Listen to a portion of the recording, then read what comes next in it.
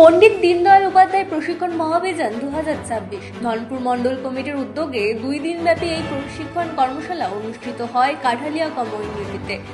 25শে মে এবং 26শে মে 2 দিনব্যাপী কর্মশালা চলে।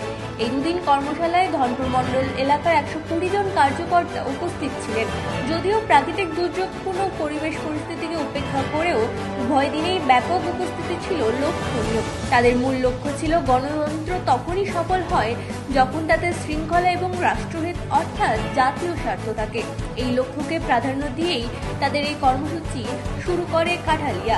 এই 2 দিনের কর্মসূচিতে প্রথম দিনের আলোচনায় ছিলেন দলীয় রাজ্য কমিটির সহসভাপতি তাপস ভট্টাচার্য ও ত্রিপুরা সরকারের মাননীয় মন্ত্রী সুশান্ত চৌধুরী। পরের দিন অর্থাৎ মঙ্গলবার আলোচক হিসেবে দলীয় কার্যকর্তাদের উদ্দেশ্যে বক্তব্য রাখেন অঞ্জন পৌরকায়স্থ ও জেলার সভাধিপতি সুপ্রিয়া দাস দত্ত।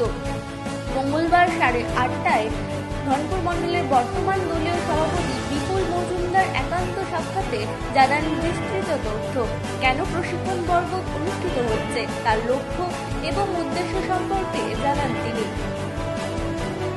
আজকে কি নমস্কার, আমরা গতকালকে 25 তারিখ আমাদের পণ্ডিত দীনদয়াল উপাধ্যায়ের যে মহা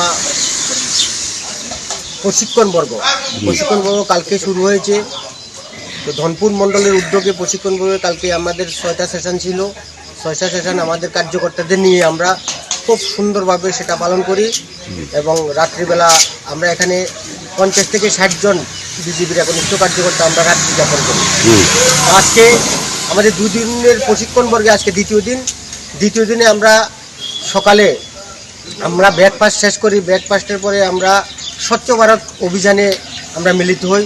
স্বচ্ছ ভারত অভিযান আমাদের কমপ্লিট হয়। স্বচ্ছ ভারতের পরে আমরা এখানে আমাদের যে যোগাব্যায়াম, সেই যোগাব্যায়ামও কমপ্লিট করে ফেলেছি। আমরা এখন আমাদের আজকে দ্বিতীয় দিনের যে 7ম সেশন সেটা আমরা শুরু করব 10টা থেকে 11টা পর্যন্ত। 11টা থেকে 12টা পর্যন্ত আমাদের 8ম সেশন শুরু হবে। 8ম সেশনের পরে আমাদের অনলাইনের মাধ্যমে যে আমাদের প্রশিক্ষণের যে সার্টিফিকেট আমরা পোস্টে পেশ করব এবং এটা ভারতীয় জনতা পার্টির জন্য একটা খুব গুরুত্বপূর্ণ একটা প্রশিক্ষণ বর্গ। যে প্রশিক্ষণ বর্গ আমাদের ভারতীয় জনতা পার্টির প্রত্যেকটা কার্যকর্তার বিশেষ প্রয়োজন এবং ভারতীয় জনতা পার্টিকে শক্তিশালী করতে হলে এই প্রশিক্ষণ বর্গের সবাইকেও আসার একান্ত প্রয়োজন। তো আমরা আমাদের এই প্রশিক্ষণ বর্গে যারা আমাদেরকে প্রশিক্ষণ দিতে এসেছেন, আমরা ধনপুর মণ্ডলের পক্ষ থেকে ওনাদেরকে অনেক অভিনন্দন এবং ধন্যবাদ জানাই। ওনারা খুব গুরুত্বপূর্ণভাবে খুব যত্ন সহকারে আমাদের যারা পরীক্ষার্থী ছিল তাদেরকে সবাইকে খুব সুন্দরভাবে বুঝিয়ে ভারতীয় জনতা পার্টির আদর্শ এবং নীতি সম্পর্কে আমাদেরকে সচেতন করে। আমি বিশ্বাস করি তাদের এই শিক্ষা নিয়ে আমরা ধনপুর মণ্ডলের সমস্ত কার্যকর্তার কাছে পৌঁছে যাব এবং কার্যকর্তা ভারত যে বিকশিত ভারতের দিকে যাচ্ছে 2047 সালে ভারতের মধ্যে। Bureau report, রাতদিন news network.